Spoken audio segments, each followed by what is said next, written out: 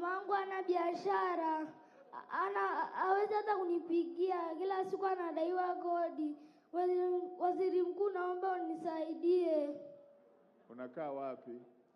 Daraja 2 dispensary. Daraja 2 dispensary. Ndio. Mheshimiwa diwani wa Daraja 2 yuko wapi? Mheshimiwa diwani, hebu sogea hapo kwa mtoto. Ili bwana unalimudu hili.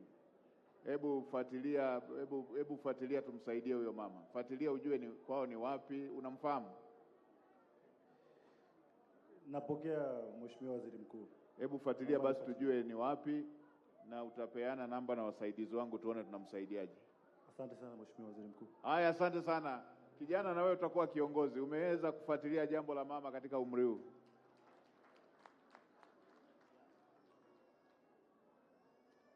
Hongera sana. Wewe shujaa kweli kweli.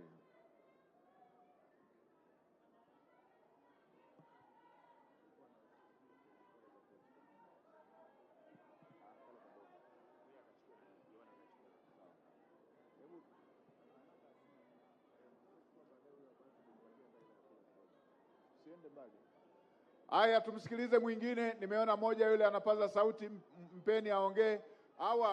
Hawa walioinua hivyo visaidizi wasogee, watasikilizwa tu. Wasogee, wapatieni sehemu akae, watafutieni sehemu akae, makatibu watawasikilizia pale pale.